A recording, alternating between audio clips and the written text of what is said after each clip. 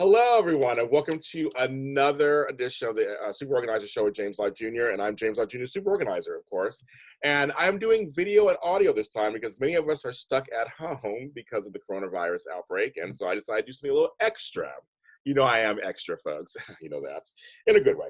And so I have a great guest, of course, and I'm going to introduce him. So if you're listening to this, once again, thank you so much for listening to this show. I mean, it'll be 5 years old in June. I'm very excited.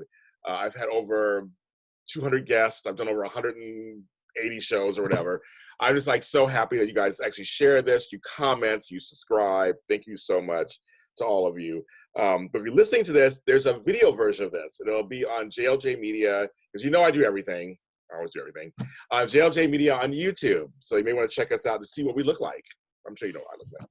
Okay, so before I introduce my guest, I always do my thanks and gratitude. It is Monday, April 6th, 2020, and I want to give thanks and gratitude to all of the workers out there who have to put themselves in harm's way to make sure that we have groceries, we have deliveries, we have mail, garbage, all that stuff that they're out there doing it. I'm safe at home, so I mean, I'm very fortunate, and I really do feel for them for they have to kind of risk their lives, so to speak, so we can continue to function on the less level that we're functioning on. But I really my heart goes out to them, so I want to make sure I say that. My guest is a friend of mine, so I'm very happy to have him on. He is somebody, you know, this is all real life, folks. I can't do anything about that. And so he's a friend of mine. We had time together at AfterbuzzTV. That's how I met him. He is the creator, producer, and host of the long-running hit podcast, Hollywood Grants Rants. I've been on his show several times over the years. I wish my friend, leave me alone. I'm busy. And he's also the executive producer of NBC's The Good Place podcast. And I don't know why. My phone was like, nothing happened all morning. Now, all of a sudden, someone wants to bother me about some crap, actually. But he's a great guy, and we're going to talk about organizing and how we organize podcasts and guests and talent and all that kind of stuff, because, you know, I do it too. My friend, Grant Rutter. Hi, hello. I'm glad to finally be on your show. I'm a listener. Finally. Well, it's so funny. I said, folks, this is real life. These are my phone just dings. I'm just doing this from my computer, so it's all connected because, you know, how Apple is. Everything's connected. Right. So I'm like, oh, well, just so you guys know how I am. But Grant, I'm so glad to have you on the show finally. And we're going to talk about a bunch of things that you do and sort of processes, or I don't know. I went to college, so I don't remember what the stuff was. But the systems you have in place to actually produce these projects. Sure. One of the things I want to say to you is, first of all, how are you doing with the self-isolation? I have no idea. I really don't. I've been thinking about it. I'd be lying if I said everything was great. I don't want to be a Debbie Downer and be like, but it's like a cross between, it's like a meh. You know, that's where I'm at. I want you to rant. Your Grants Rants. I want you to rant. So. I don't really know. I mean, you know, obviously people are listening and they want to be entertained and learn something and find an escape. So I'm certainly not going to be a dark cloud, but I really just don't know. We'll see how it goes. I'm just trying to fill my time, you know, much like you, James, you know, we're doers, we're workers, you know, we're looking at this time. I'm sure you are. And like, well, how much can I get done? How much can I contribute? Versus like, you know, how many Netflix shows can I watch, you know? So like, I'm just trying to fill my time. I get through the day. I'm really just trying to burn through these days till we can get back to regular full day schedules. You know, you got to be productive. Life is short. I agree. And, you know me, it's all productive. I do a lot of stuff, and it's been very interesting because I don't mind being home as much, but a lot of things I do are out and about, and they're with people, and it's in person. So I'm having to really recalibrate what that is and readjust my systems. Yeah. Everything's at home now. Luckily, technology, you can do things like this. That's the blessing of this. Right. That before, it was just like 10 years ago, this wouldn't be happening. I mean, it really wouldn't be happening. You're very at all. isolated. Even 5 years ago, some of the things we're doing now would not be happening. Yeah, I mean, even 5 years ago, I think they had Skype, but you could only have one conversation one way. It wasn't even really like a group thing. I think you had to like download special programs and all that, which were like wonky and who knew. So yeah, I mean, we do have a lot of resources, and I know a lot of people have been using Zoom, which is what we're using, and thank God for that. I mean, I wish I had stock in Zoom right now. They're doing really good. I know. Because I remember years ago we used to use GoToMeeting, which this is still out there. Right. It was very limited back then. And it wasn't audio. I mean, it wasn't video. It was just audio back when I used it. It was just like 13 years ago. It was like you go into a room and that's that. You just talk to each other. Ugh, yes, that's kind of funny as I age myself. Okay, so number one for you, my first question I like to ask anybody who's a non-organizer, professional organizer, do you consider yourself organized? I do. I live in a very small studio apartment, so there's no choice here.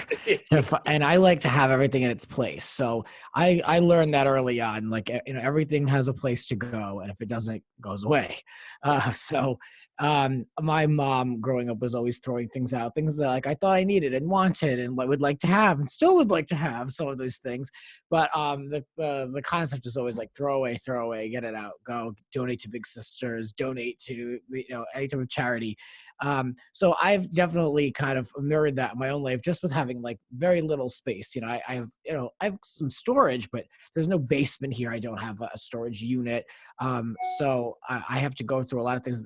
Like as far as organizing goes, the thing that drives me the most crazy that I have to always deal with is paperwork, even in this digital age. It drives me absolutely crazy. Number one thing organizers will tell you, it's papers. What do I do with paperwork in 2020? Like, I don't have a place for this. I don't want a filing cabinet. But I do consider myself an organized person just because I'm on my own. I'm in a small space and I've got a lot of different projects going on, and it has to mesh and has to flow. I've been to this place, so I know it's very small. It's a cute place, very cute. But I didn't see a lot of space. I didn't see a lot of space during your house. So that's kind of actually a good thing. I think it's a good thing, actually. You know what? I've said this for a while. I can name almost everything that I own because I know what I have. I don't have any space for anything extra. So I really do know, like, when it comes to doing spring, like cleaning or organizing, I always like to bring a bunch of stuff to the Jewish Women's Council, which is a local thrift store here in Los Angeles. Like, I know everything that I have, so I can kind of start to earmark things in my brain. Like, I haven't worn that sweatshirt in like 6 months, and let me get rid of this and that. So like, that's something I'm pretty in tune with, is exactly what I have, how often I've used it, and when to get rid of it. That's our soundbite for the show. Thank you. You said something, I'm like, that's a soundbite. You've done this before. That's a soundbite for the show right there. I love that. And actually that's what we strive. That's what professional organizers want our clients to strive for. If not everything, but know most things that they have in their home. So it's like they can use it. And so they don't have it. I don't know everything. I'm looking around, I don't know everything, but I know almost everything. I'm a person who rotates my clothes. I rotate my shoes. I rotate my towels. I mean, I'm a person who believes in using everything in my home. And so that when it goes bad, then it goes out and then it's done. Everything kind of evenly gets used. That's a great thing. Yeah. I try to do it all the time. So I know I have all my pants, I have all my shorts, I have all my socks. I'm very much that rotating kind of thing. That's a tip for folks out there. That's a good thing to notice, and you see what you have. And then you're like, as you're rotating, you're going, oh, I love that. Like, I haven't worn this shirt in a while, so I thought I'd throw this shirt on. Like, I hadn't seen it in a while. And now I'll see another shirt probably tomorrow, and I'll just keep going. It's a good tip for folks out there to know what you have. So you said your mother was a thrower-outer herself? Oh yeah. So you saw that you saw that growing up, and so were you always an organized kind of? Was your room organized? I had absolutely no choice. I mean, like, I was listening to an earlier show you had where it was advice with like couples or partners, and basically how to go through things, without fighting and withholding sex and all these things. Yes, I thought that. Yes. 11 things to do to your partner. Yes. One of them was like, let the person kind of put their stamp on things and be themselves. And like, that's something I feel like I had much, growing up. It was like, like, this is not how I want it to be. You need to do more. You need to do better. So I was like, okay, all right. Like, I just never felt like the little I did contribute was really enough. But that's just, how organized my mother is and was. And, everything is, I will say, is labeled and clean and easy to find. It's a little bit, every time I go back to visit my parents and where I grew up, there's a little bit less and less. So I'm kind of like, where's this? But, even back then, though, I would work on a lot of different projects and I had to be very organized. I was working with physical tape that I was recording on. And I had logs and logs, everything that was on the tape. Yes. So, as much as I like to rag on her for being such a pain in the ass, I mean, I did learn a lot. It worked. It worked for you today. That's the thing. It yeah. worked for you today. I came from hoarders, so that's you listen to my Yeah, former you're on the shows, opposite end of the spectrum. My opposite goodness. end. So I became the organized person in the family, and I'm surrounded by hoarders in my family. So I'm like, this will make I'm crazy. So I have everything in my little order. Yeah. And you guys don't see it. Over here, I have a production table, just like piles of the different things I'm working on, all down to the letter and organized. I have my release schedule for all my shows, everything all organized, and it works better, folks. I swear it. I say it on the show for the last 5 years. Being organized, having systems in place really does work. It does. It does. Now, when you decided to come out because you're from the East Coast, of course. I love my East Coast folks. You can't tell from the way he speaks a little bit. You can still hear it in there. I come from East Coast folks too. Obviously, my mother's from New York and all that. And I come from the family that will tell you you're fat, but still say eat my food. So I feel like it's that kind of boisterous, just direct approach that they have. And I say when you talk about your mother saying you didn't have much choice, in a weird way it still works, but that's very East Coast, isn't it? It's very East Coast. Right. And Yeah, because yeah. an ethnic family, like I Puerto Rican, they become very ethnic, you can't help it. Yeah, that's a lot of it. I mean, I was just thinking, reflecting backwards, and like, yeah, I mean, we would be harassed until this job was done. There was no like getting around it or doing it half-assed. Nope. Nope, not at all. So let's cut to you. You're in California. You are in the business. You're out here in Hollywood. You've been working your way. I've been seeing you worked your way up, stuff. So now, first, when you got to AfterBuzz and became a host, because you did a bunch of shows there, like I did. I think you did a bunch of shows, didn't you? Yeah, over a long period of time. A Yeah. long period of time. How did you prepare? Because folks, you'll know this. So at AfterBuzz, if you don't know what this is by now, it's an after show network that it's for fans of different shows and different networks. You talk about them afterwards. You go on, you talk about them, and it's a little format they have and that kind of stuff. You talk about them in ways. And I want to ask you, how did you prepare for your shows? You have to actually watch the show, take notes, and then you talk about it. So how was it for you when you used to do those? It's funny, the whole process that I implemented with AfterBuzz, because mainly I was hosting these shows, which I know is you were. kind of like, He's a good host, folks, too. He's a great host. oh, thank you. It's like kind of like the Whoopi Goldberg equivalent. You're the moderator of the panel. You got to kind of make sure you don't spend 10 minutes talking about one storyline or one scene in particular. And you have to go through the show within, now I think it's like 35 minutes or whatever. But, you got to go quick, and everybody needs to kind of have, this is what I'm really proud of, is making sure everyone has equal time. Some people want to dominate, some people don't have enough to say, so it's like, it's really like a balance. But I had a process where I used big legal pads and would take notes in a certain kind of like shorthand that only I could basically read. And some people's names would be like in all caps. And then I would give my thoughts, or I would break down like a point that I wanted to make. And I use this process for how I have done last 151 episodes of Grants Rants. I outline every podcast. I don't host the ones at NBC, but I am present for all of them, producing them. So I'm writing everything down with time code. So it's a little different with the time code, but that's the only way I can get through post on those shows. So I can't do it on an iPad. I don't want to be typing, obviously, if we're doing audio and you hear this the whole time, it's very annoying. So I'm just handwriting all of this stuff. It's still the process I use. Me too, Grant. I write down everything. Yeah, it's still my process. Okay, so it's your process. So I'm very similar. I always, people, this is my show. I always talk about. There you go. See, there you go. I love it. I do. I'm not even shitting. Always one I out. have this too. Yeah. I have this too. I write stuff down. Yeah, there's always one out because there's always something I'm working on or something I have to outline, and I don't save them. But like this is all post show, so it's a little crossed out. But like this is like one topic that I would discuss. So for those listening, it's just a full legal pad. And I'd say about half of it is one topic, and the other half of the page is the next. Yeah, I like that. No, I'm the same way. And for some reason, I see people who type it as they're watching. I'm like, I don't know if I can. I just can't. Writing is easier for me. Just for some reason. And I write down points, I write down words, and I'll look and go, I wrote down the word orange. I know why I'm saying orange. Is there a reason why I wrote that word down? Like I do that too, but I love pads. I got pads everywhere. I have little scrap paper everywhere. I'm old fashioned. For some reason it makes it real when I write it down. See, the one thing I don't have, well, a lot of things I don't have, but in this apartment is I don't have a workspace. I would kill for that, to be able to have No, that's just how a you don't. specific place for those Post-its and note cards. And I have a very small, like, little dining table, but that is what I have, mainly. And I clean it off at least once a week just to keep it sanitary and to go through stuff, because stuff can pile up and you don't even know why it's still there. But I do wish I had a workspace. I'm so jealous of people who have a desk or a set of drawers. Yeah, I do. But it's just funny. He said another tip. Ryan, Grant just said a great tip.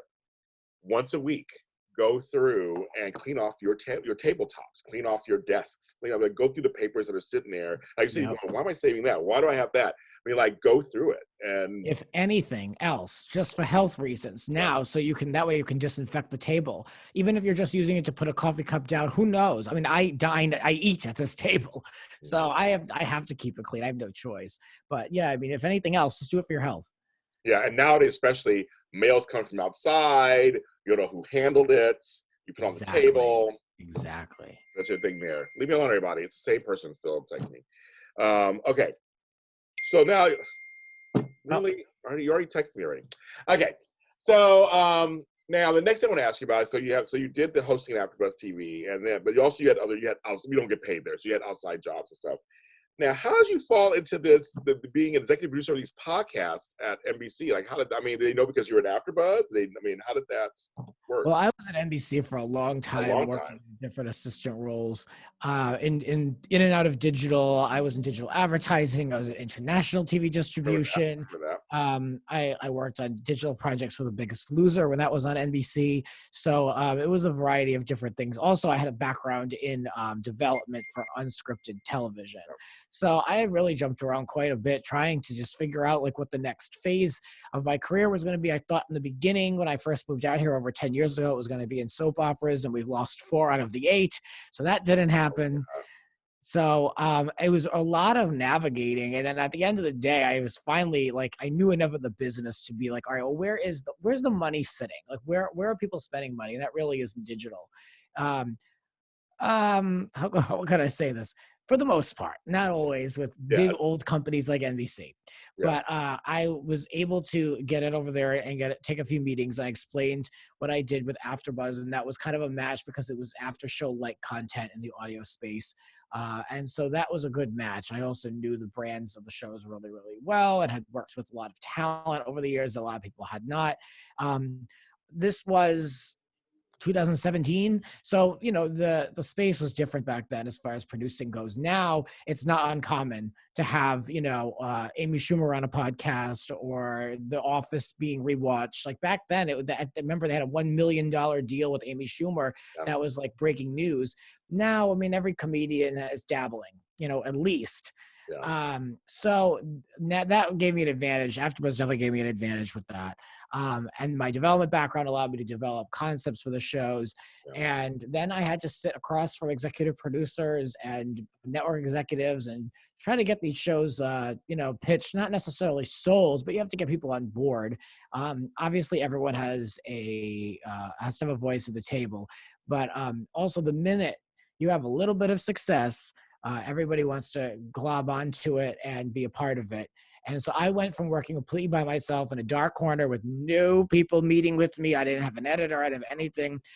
So now I do have a part-time editor, which is the good part, but I also have a ton of people I have to answer to, probably about a dozen people for a show, because the projects were successful and everyone wants a piece of it. Which requires a lot of patience, but also organization, because everyone wants to be a part of this, and you have a due date, and you have only so many resources. I mean, I'm very limited. I want to break that down. So, actually, wait, were you nominated for an Emmy? I was included in an Emmy nomination for the Good Place podcast. Yes, I thought. I was like, how fun is that? That's fun. Now, so it's hard work. So let's talk about that. So let's start with the podcast. I mean, because it's funny that now there's like mobile apps now from the different networks, and they're trying to produce content on there now. Like you said, just a few years ago, it wasn't as common. I mean, just even a few years ago, right? Now, starting, Days of Our Lives has, their app. They're doing the Last Blast episodes and doing podcasts. Like, starting to really become this big space. So for you, you're working with NBC, and they're like, okay, we need some podcast content. I mean, did you get to choose which shows, or they give you the shows and say Mhm. do something? I wanted to really look at the shows that I thought would have a big engaged audience who wanted to listen to podcasts. But when you're working with marketing teams, and that's really how these shows are viewed as a marketing extension, it's more like what shows are our priority shows, or what's something we could put a little bit more effort behind. You mentioned Days of Our Lives. That is a very highly streamed show for NBC, so they wanted to do something digitally that they could tie in with NBC Digital. But there are a lot of different owners to these properties. NBC puts the show on the network, but it's owned by another conglomerate, and then another family is involved. There's so many different pieces. But so that was something that NBC Digital itself hadn't been doing that much for. With the little they did do, they got a lot of success. So out of that came the podcast for that show, the former podcast. Yeah. Now with the Good Place, let's break that one down. So you're going to produce a podcast for the Good Place. You're the producer. How does that start? People always ask me, how do you start? How does that start? So for you, what was your experience? How does that start? I had to sit across a lot of different brand ambassadors and brand managers, talk to some people through social just to see what really clicked and what people were really engaged with, as far as character wise or which storylines. We did this for a couple different shows just to see who's the hot couple that people really want to hear more from and stuff like that, which didn't necessarily fall into the ultimate format of the show. But I had a vision early on of what I knew I wanted this podcast to look like. I was a listener of the Better Call Saul Insider podcast. And that show has the executive producer, and each episode an editor, and then usually someone else. It could be one of the actors, it could be the DP for that specific episode, but they use highly technical terms and they really break down the episode, not in a recap format, but how this got made. And they use big terminology, which keeps it really smart. It's not just oh, it took me 3 hours to edit the scene. No, they break down the notes process and all this. So that's what I wanted to do for The Good Place, because at the time, the biggest story around that show was the writer's room. And it was a huge focus on who are these writers? They're all a young group of people, and they all have platforms of their own, who's doing stand-up or what have you, they have podcasts. So how do we highlight the writers and then the cast? So I also wanted to put some behind the scenes folks in there. So it was, we do go through some scenes, I will say, but it's more how did this even get through the writer's room? What's the relationship with the network? How do you get a show about people who died sold, to a network? And then also it's how do you get someone like Ted and Kristen attached to said project? And so we broke down from the beginning. I think our second episode was with casting, might have even been the first. So I just wanted to really set the scene. And then once we got in the flow of it, we were able to throw in people like visual effects, and we rotate the writers in. So we really grew a nice little community around the podcast as well. And the ultimate, I'll wrap here, the ultimate thing that made me feel really good was that the executive producer of The Good Place said that he views the podcast as a companion to his show, which is, he's no joke. So I was really proud about that. I had an experience with that when it comes to When Calls the Heart on Hallmark Channel. Marissa and I started that podcast, and Hallmark Channel and Crown Media adopted our podcast, basically. We had executive producers on the show many times. Wow. They would tweet out our stuff. They invited us to their reunions, and we got access to all the actors for years. We were considered one of the Hardys. You know what that is. Yeah. Look it up. So I know what that feels like to have the network or the producer of that show, because their show is sacred to them. That's their show. Right. Anything associated with that, they may not be whatever. To like your show, that's an endorsement, say it's a companion. That's really big. A lot of it has to do with the host as well. I mean, the host, Mark Evan Jackson, who's been on different Mike Schur shows, is well respected, and he's a fantastic host. He's a really good guy. So it also really legitimizes the project with having him attached. But I will say, as a producer, it's a great compliment. I'm sure you feel the same. So, I want to really bring something even further. So, when you TV shows have a season, web series have a season. They usually plan out a season. Right. So, for people who don't know podcasting, did you do the same thing, or was it you plan the first couple and then you plan the next, like how did you kind of, was it a skeleton Oh, kind of outline? I wanted to do season by season. So the timing of everything, we had to go through the first 2 seasons and time it exactly correct. So where the second season ended, the third season picked up in the fall. So I had to make sure that we you have to work backwards really and make sure you get like every episode done up until the season 3 premiere. And then once the show is in season, it's difficult because with season 1 and 2, we have a backlog of episodes to go through. Once the show's airing weekly, you're getting cuts and there are like full on backgrounds missing and voiceover that's not in yet. And, we were getting these shows in bits and pieces, which was fascinating to see the process of how it's made. But, it was also like, well, where's the final mix? Because we are working in audio. So we need to put in the right, there's a bunch of hum in the background. Sometimes you see a boom operator. Again, it's just audio, but it's like, there's a process. If they're not there visually, they might not be there auditorily yet. Is that the right word for it? Yeah, so like we both are college graduates, just to, I know, and I work in audio. We know English. We know English. Anyway, yes. Where was I going with that? So that's very interesting. So when the season is in full bloom, you're getting bits and pieces of stuff. It's so difficult. You can't really outline. Yeah, I wanted to be like 2 weeks ahead of schedule, at least in recording. Towards the end of the last season that we just wrapped at the beginning of this year of 2020, we were getting things we were recording. We maybe had like 3 days to get them made. It was so close. Yeah, it was because they had wrapped their season, so everyone was abroad. It was like trying to get people. It was really everyone's on other projects. This goes. One project ends, you're put right on the next one. So people are really they've moved on from The Good Place. They wrapped in July, August. Like it's January 2020. I mean, people aren't gonna really give you the time anymore. It's like life goes on. Right, it does. Yeah, it does. And that's fascinating. I know the whole TV making process is fast. I mean, I've been on sets, I've done things, I've seen it. It's like it's a fascinating process, and they have to be organized too. Like it's organized, and there's chaos kind of, and it's organized, and there's chaos. It's kind of it's all chaos. I know. I'm trying to be a little polite, but I'm saying it all comes together. It all comes right. together. It does come together. I've always said, like, my editor and we say it all the time. Like somehow we made a show. Like it came together, and it has the right combination of people behind the scenes that we wanted to hear from.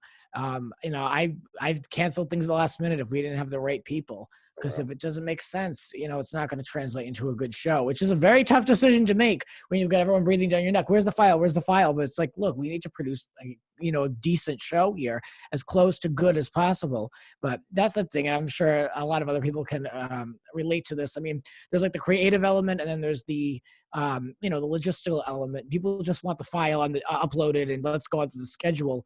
But there's a form to getting this stuff made. I mean, with being a producer, I mean, you can either just maybe a sandwich maker and get the little order and make it, or put something into it. It's hard to fight for the time to put something into it, like strong. They put a strong project out.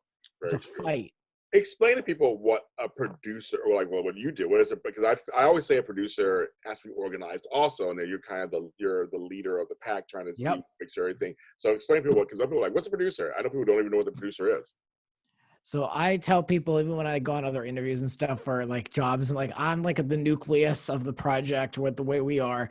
Again, it's super small. So like I've got, the host over here, the editor over here, the network over here. And then I work with a digital company that basically pays me over here. So I have to like answer through them it's like a lot of client relations, which is very difficult. Oh my goodness. I don't want to be Shady Sunday or anything, but yes, it's sometimes that's the worst part sometimes. Yeah. Like herding cats.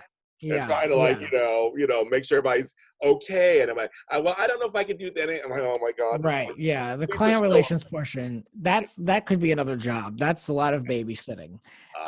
So by the time you can get to the actual project, there's that. But I mean, I am surrounded by all these people. I'm solely responsible for getting these shows made. That's everything from getting the files, screening them, making sure the correct people have them, talent has to get them. Sometimes these shows don't want to give us these files because they're embargoed. It's, giving some type of outline, opening copy, closing copy, all through the production process. Like I said, I'm handwriting the notes. Then through the post process, we have to get cuts to people on certain days and certain times. That doesn't mean that the show is done. So now you're just working to get a cut out the door as opposed to getting the project done. Wow. So it's very, very how did you do that? I mean, obviously you're organized. I mean, like, you're like me. I handle 20 different things. People ask me, how do you do it? I go, I just do it. I'm organized. I just do it. But like, yeah. I mean, that because you have to handle all those. I'm organized, but I'm stressed the hell out. Oh, there's that too. That does happen too.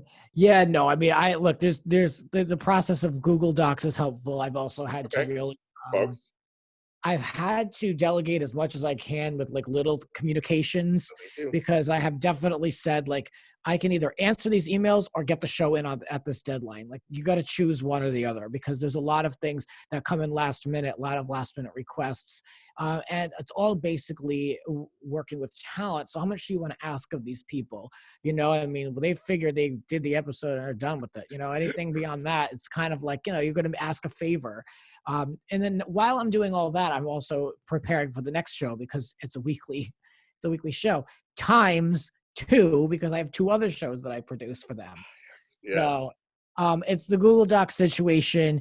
I map it out beforehand because I do not have time when we're in production. So I will go through, I'll make sure I get the air dates, but I'll list, like, here are my wish lists of guests. Here's who would make a great match for this episode. And then we end up getting, about half of that. We got to fill in the blanks in between. When is this due? Sometimes we're uploading the night before, or the day of, I should say. Yeah. I'm trying to think of terminology that would be helpful to your listeners beyond just like podcast production. One thing I will say is, when, like, don't be hung up on having all these phone calls and all this stuff. I think that's such a waste of time when you're under a tight deadline. I think it is important to communicate, but I think it's a short, quick email. I don't see the problem. I get a lot of kickback that my emails aren't padded and super friendly, but I'm sending emails at 11 o'clock at night. I'm not going to be writing, I hope you had a wonderful day and this email finds you well. And like, there's just no time. Yeah. So I think people need to be a little bit more open to the fact that a terse email doesn't mean they hate you, It means that they're working hard. I actually, you know what? And I had to learn how to not take things personally when it came to email, because there are times where I'm, again, last minute, I'm booking a guest to change their mind, but another guest said they can come in, but they said they couldn't come in. But now I got 2 guests coming. Like, and it's a quick thing, just like, here, it's succinct. Here you go. This is the deal. I do love you. We'll talk later, like nicely later or whatever. But like, it's like, I gotta get this out because we're on a time crunch. Yeah, I had to learn that. I really had to learn that. And I like the couple of things you said, folks. Google Docs or any kind of document, any kind of system you have up. Some people use Evernote, some people use all these different things. Yeah. It's great to have a place to go for all the ideas, thoughts, and outlines. Do you have a template for, like? I do. And you just like fill it in? I have a couple different ones, but I have one for per episode, and then I have one that I share with everybody, and that has the dates and the solidified guests that we have. So that way that will relieve more questions. Again, as that nucleus of the project, like, all I do is get questions constantly. So it's like, where are we with this? Do we secure this person? Who's confirmed? Blah, blah, blah, blah, blah. So all that information is there. And 90% of the time, people do not look at that document. It infuriates me because all your questions can be answered. I do hate that. I do this specifically. I don't do it for my health. I do it to get the job done. No. But, people don't want to look at things. So that's when I'm like, well, then unfortunately you're going to get the answer later. You have the answer in front of you. You can look at it, but it's just prioritize as much as you can. That's my advice to anybody to look at these projects. We have things I tell my parents all the time. I have like, everything is a priority. How the hell do you get through it? But my advice to that is what is due next? What is due next? And then what can you be doing in the background? Like, I like to be working on the one thing. And then even if it's just little pieces to the next thing that's coming up, it helps you later. Yeah. I'm a person who, I think I talked about on my podcast before. I always call this like there's several, what is, it's like, okay, so what is important to do right now? Mm-hmm. What can wait a little later? And what can you throw in that's it's still good at some point that you, like you said, that will help you later. There's some Yeah. things that aren't as important yet. We make them important sometimes, but like the one thing in front of you, that's the thing you should be working on. Yeah. But if you think of an idea or for some other thing, take that 2 minutes or 5 minutes and get that out. Like it's not that bad to do that if you have that. Don't just say, I'll get to it later, and then you never get to it later, and it falls through the cracks. But if you have a little something, you're like, yeah, something's gonna help you, like, oh, I just see an idea about this. Then like write that down, whatever, put it aside and go back to what you're doing. I think it's tough when you have multiple jobs. When we're gonna, I know what that's like. I know what that's like. It's just, you just have to kind of really stay steady. And I said, I love Google Docs. I swear by them, because it's just like, everything is in there. And my pet peeve too is when I send out, like for my TV shows, here's all the information. This is where you should park. This is the time you should be here. This is how you should, and they don't read. So James, day of the show. So what do I wear? Yeah. Where do I park? I'm like, it's all right there. It's all right there, people. I did it on purpose so that it would save me time of me telling you this every single time you come. Like, it's just like, oh my God. I know. So you're right. And if I'll get back to you right away, I already sent it out to you. So you can't, so I'm covered. Exactly. The receipts are there. So I'm covered. But eventually, of course, I'll get back to you at some point, and I want you to show up to my show. But I get that all the time. It's like, I tell you exactly where to park, ignore the signs, come upstairs. I mean, I give you all the floor 645, and I tell you everything, and then you don't. Right. Yeah. And what people have to realize as hosts like us, and even just to produce, I mean, when it's the day of and it's like an hour before, like I'm not checking my phone for anything. I'm working, I'm setting things up, I'm getting ready, I'm making sure people have what they need that are there. Like, we're usually troubleshooting stuff. Like, all that stuff is done ahead of time for a reason. And that's folks out there, when it comes to organizing, there are things you can do ahead of time, like to get your week ready or get your day ready. You get them done first, then you can move on and start doing other stuff. And that's the whole point, I think, of kind of the same thing with producing. It's like, there's certain things, you get them done first, they're out there, and then you start doing the actual work. That's the best part for me, is when I can do it, my actual work. I got to set up the photographer and talent and the managers and all this other stuff. Book a space, because we don't have recording space, which is another whole story. Oh, okay. Like, so there's so many logistics at each recording session that I have to kind of, like you said, a template. Like, I have to start from square one. All right, like, when are we doing this? What spaces that we usually record in are available? Okay, none. All right, then, like, where else can we go? Like, what else can we do? And then how do we get people there? What's the security process? Because each building on the lot is different. Sometimes we're not even on the lot. You're going to a recording space where they record like music. Then you're looking at these little itty bitty parking spaces. And then how do you prioritize who gets a space and who doesn't? Oh, it's street parking, but it's street sweeping the same time we're doing the thing. Like, so by the time I can actually produce the show and put all that minutia to the side, it's like my favorite part is to press the record button. I say this all the time, because everybody is where they should be, finally. Well, like I say, actually, my favorite part is doing the interviews. That's, for me, once I sit down in the chair, like right now, I said, I'm good to go now. Now I'm ready. Everything is good. I'll take care of everything else everyone's afterwards. Accounted for. Yes, exactly. I'm just very happy. And it's hard sometimes when I have multiple guests. Like I said, it's like herding cats sometimes. Like, I do a lot of group interviews. I do a lot of TV show, like, cast and web show cast interviews, and I love doing them when they're sitting down. But it's like, your schedule and this email on when are you going to be here, when are you going to be here, it's all that stuff. Just, it's amazing that shows actually get produced. Especially if you can't get in touch with people directly and you have to go through a third party, like, because then you have to hope that third party is active and passing the message along. I never know what people are hearing and what they're not getting, especially, this is for NBC. It's not necessarily, someone else's show. Like, they're kind of obligated to do it, but you don't know what's passed along through third party. It's very frustrating. That part is tough, because again, you're organized, you're ready, you know what you're putting out there, but then you don't know if the PR person is saying, what the other producer may not be saying. Like, you don't know what's going on, and there's times where there's miscommunication happens. That's when they go, well, I didn't know this, and I thought it was this, and I'm gonna be on camera. I mean, there's all these things you go, that person told to that person. So it does. I mean, everybody needs to be organized to produce these shows on some level. I mean, again, it's chaos, but people need to be organized. Yeah, no, really. I mean, it now, like, makes me look at other projects, like, differently as far as how I have to go about them, because there's such a margin for error for everything that, is as technical as all this stuff is related to podcasts, I have been able to apply it in real life scenarios and stuff. Yeah. I agree. Same here. I agree also. Mhm. How many projects are you working on right now? Right now, it's just 3. It's just 3. This is actually a very light time. One of them is Oh, it's just 3. That's all. That's all I have. 3. well, one of them is like a one. Well, we're doing like a spin-off of episodes for The Good Place, the podcast, which will be, you know, kind of like what's good type positive stuff in the world. It's a little bit of a spin-off. There's been a big call for that from the listeners of that show. It just want to hear something good in the world. Yeah. There's another project in development that we're supposed to be recording as early as very early April. Who knows? Probably not happening now. We're all prisoners.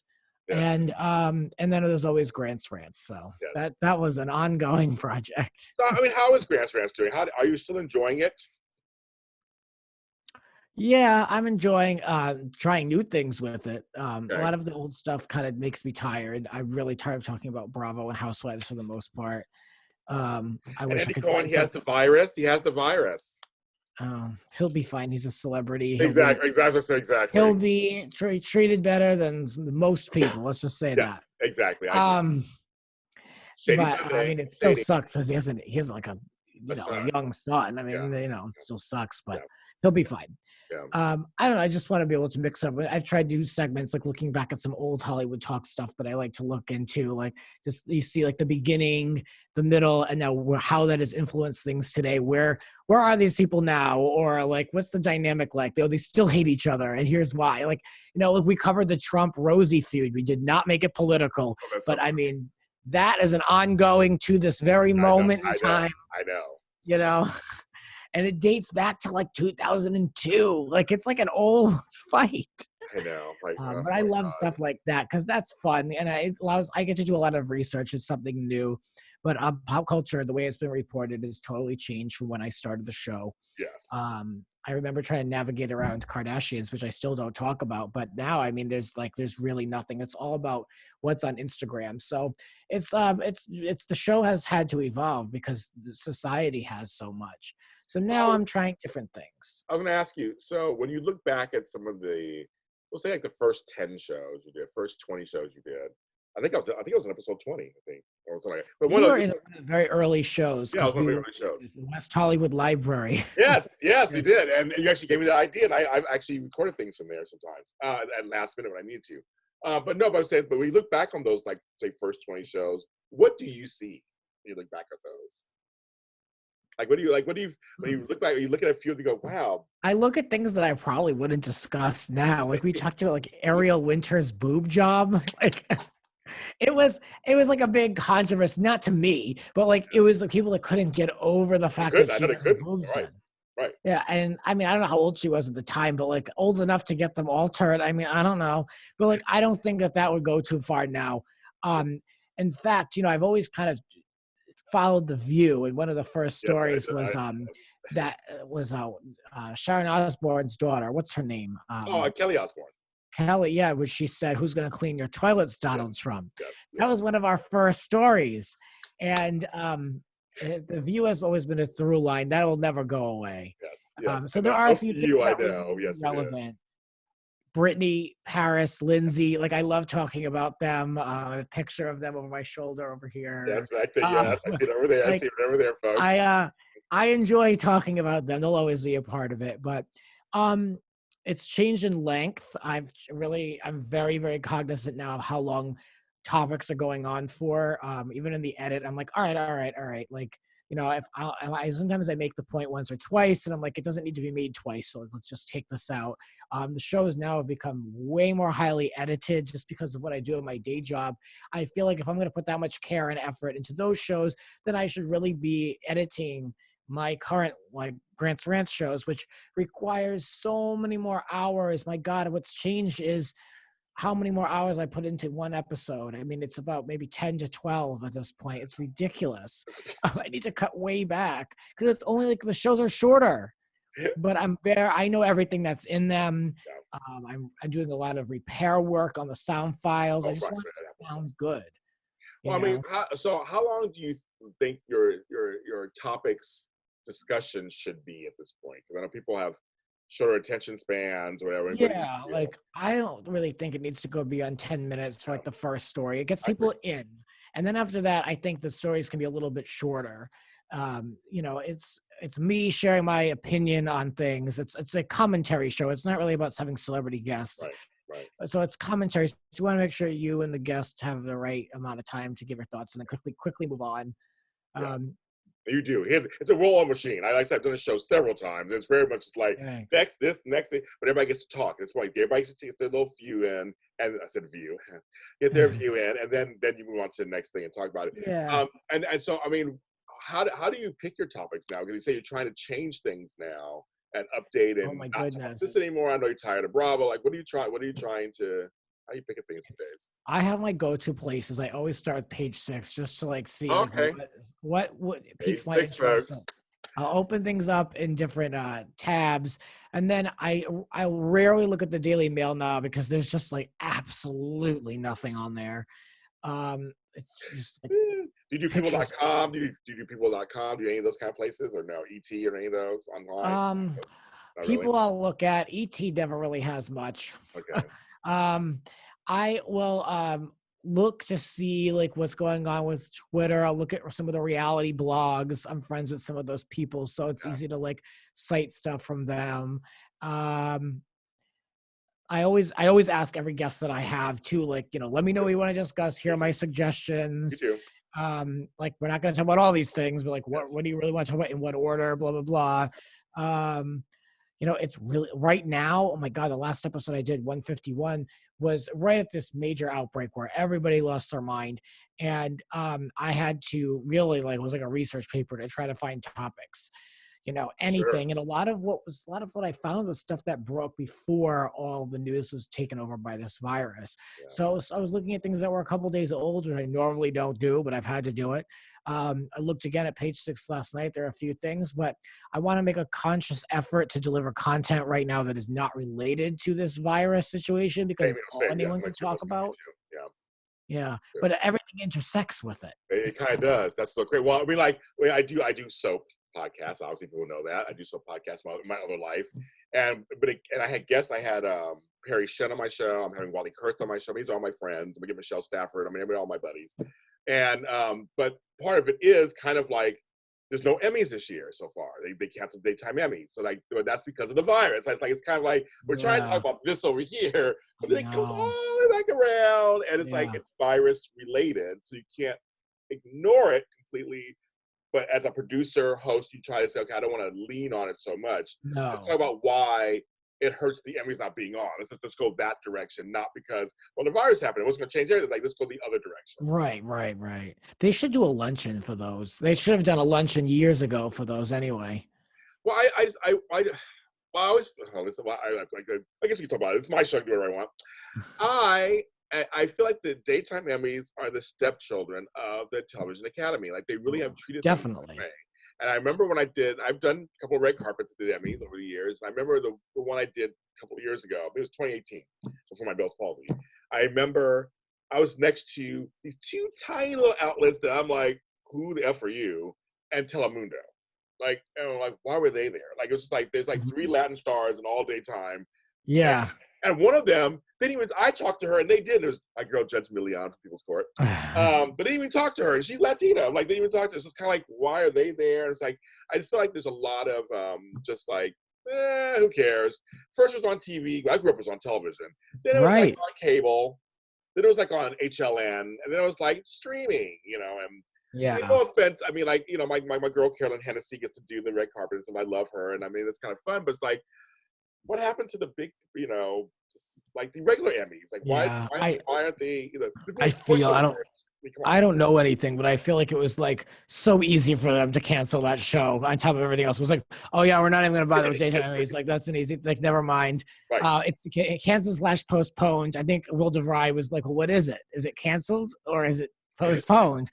Like they did do work for the whole year of 2019, Right. which probably should be recognized at some point. But Yes. And so, well, my thing, I mean, my suggestion is a couple people go online, read the nominees, just read a winner, and mail them their awards. I mean, that's kind of how I think. I think they could do something. I think like they could do something Yeah, that may they not should at include least just when things clear up, they should at least just do like a luncheon. Doesn't or need to something. be streamed because it's just not well done. I Real was there time. last year and did press for it, and it was really rough. Was it real? Really? I Yeah, haven't it done was last really year. rough. It's like, yeah, it looked rough.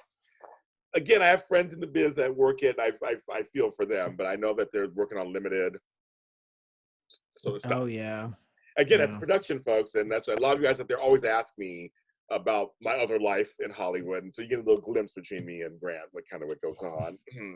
But it all goes back to having systems in place. That's the big thing about what we're talking about, is that everything goes back to waking up and having some system in place so that you can actually produce a single show or produce a piece of web or produce, something. It's all about, it begins and ends with having a system in place, doesn't it? Absolutely.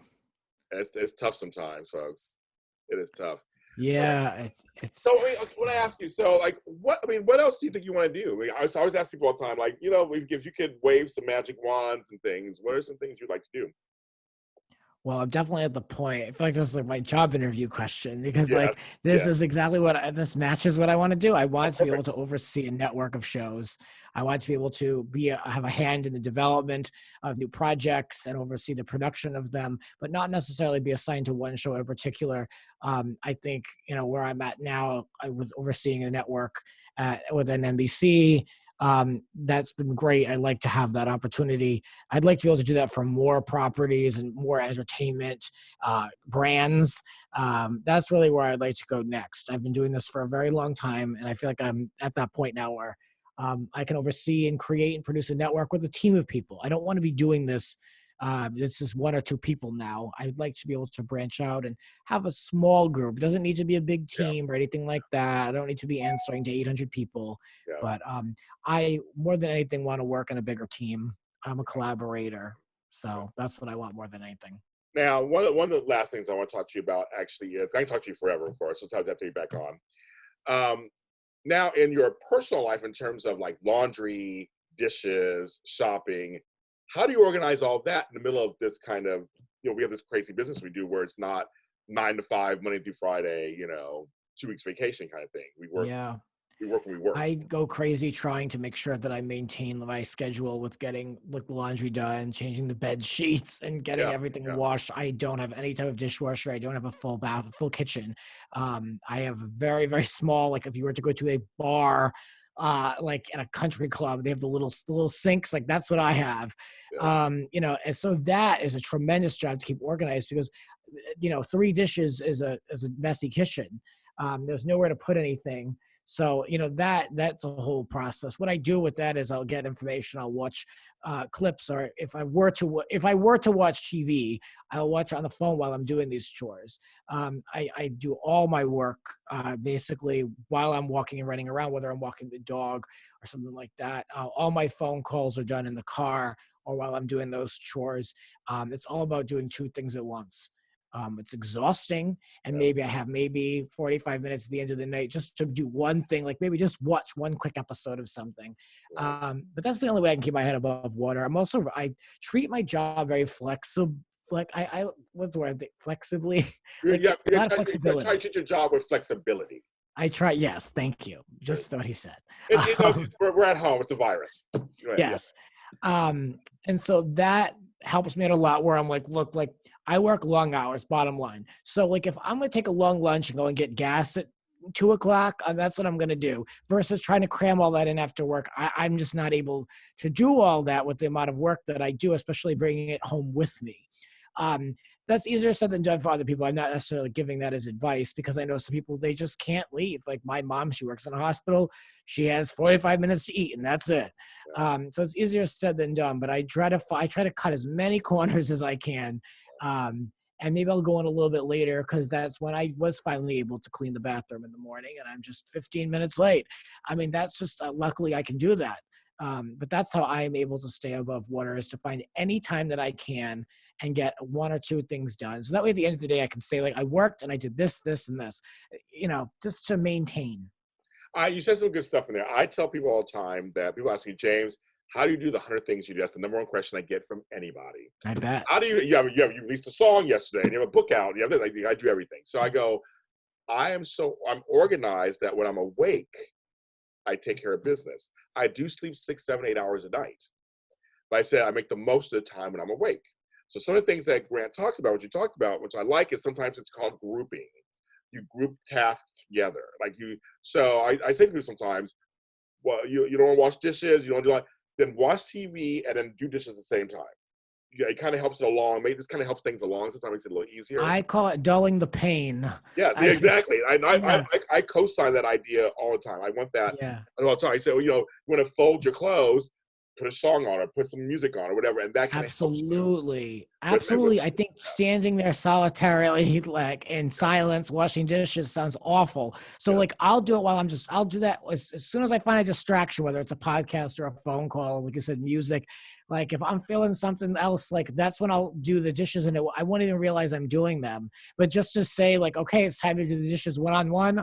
Hell no. Yeah, we're working too much. That's some more work. I don't need that. Exactly. And also like the fact you say you're in the car, you make the phone call. I'm a person, sometimes I'm on the train, and so that's when I answer the emails the most, and I'll send out the attachments. Because I have that 45 minutes to really, I'm sitting there anyway. I can get stuff done. That's what I struggle with. I am behind in a lot of messages, especially text. I'm very slow with getting back to people because I am moving so much and driving and walking the dog and doing all these other things that to sit down and go through text and email, that's a big problem for me. If I had to really work on something, be like I sometimes have 25 unread text messages. Like that number drives me insane. But like, one text message turns into 4 because you're trading messages. So yes. And and LA, they love a meeting. They love a text chain. They love to talk forever. And it's just like, I mean, I had a meeting. Out of all times during this crazy time, I had a meeting from 5:30 to 6, and it was a full 30-minute meeting on Friday. And I was like, can we not be doing this? Right. What are we going to get accomplished? It's 6 o'clock on a Friday, and no one's even around. I mean, the world is closed, Exactly. It's something else. I laughed when I was going, I've been sitting here for an hour and a half listening to you all drone and just talk about stuff that an email would easily take care of that. Easily. That goes back to an earlier point that I made. Like, yes, cut down on the phone calls and the meetings. It just, you don't need all of it. I think a lot of it is just to update other people, and that's nice, but it's not necessary for the majority of the people on that call.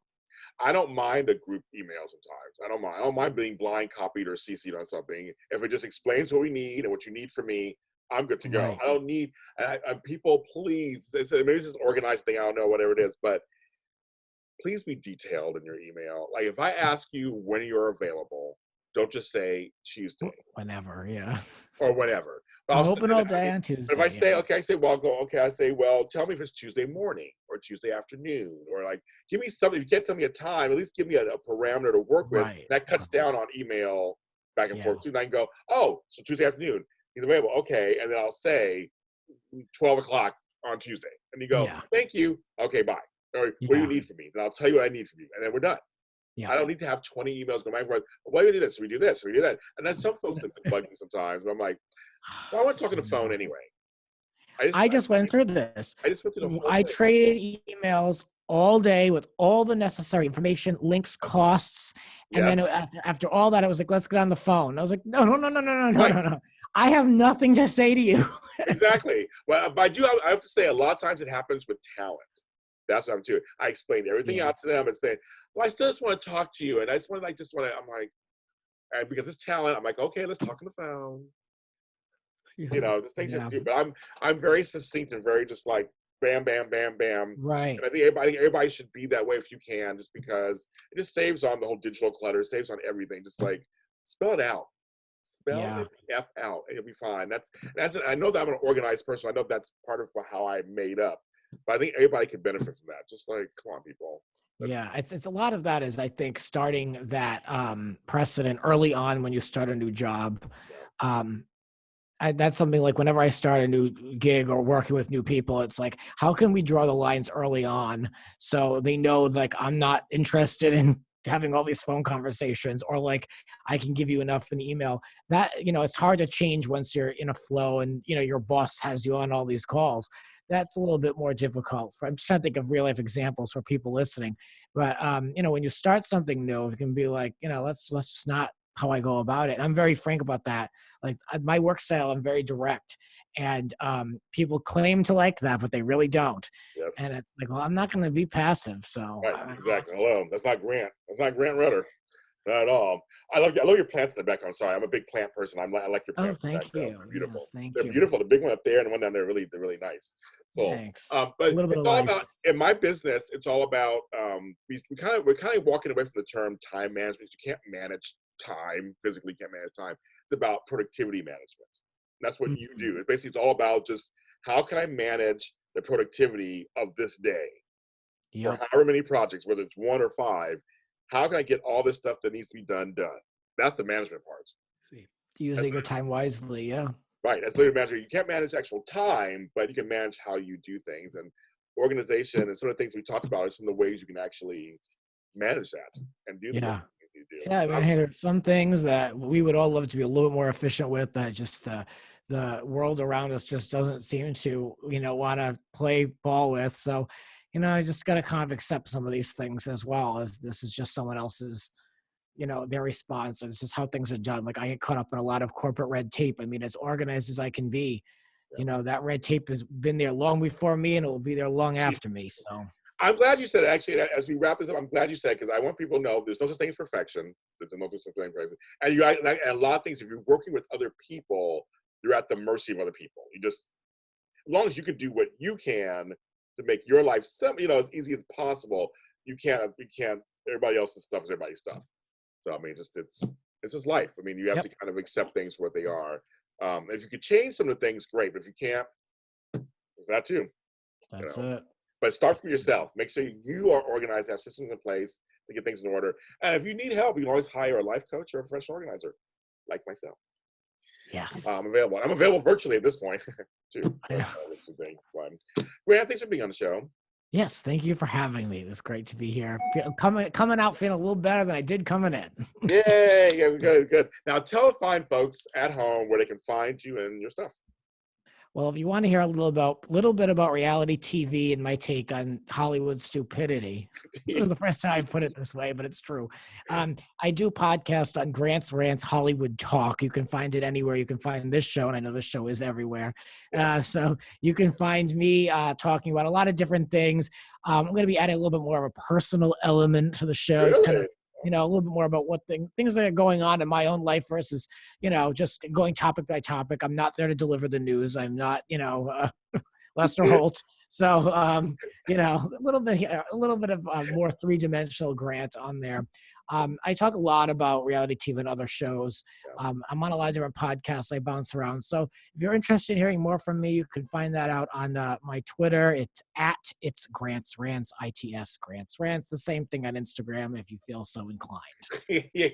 And he rants on there, trust and believe. Oh, I do a lot of stories. I know you do, I am in rare form. Especially on Twitter, you be ranting on Twitter sometimes. I'm like, does not hold back.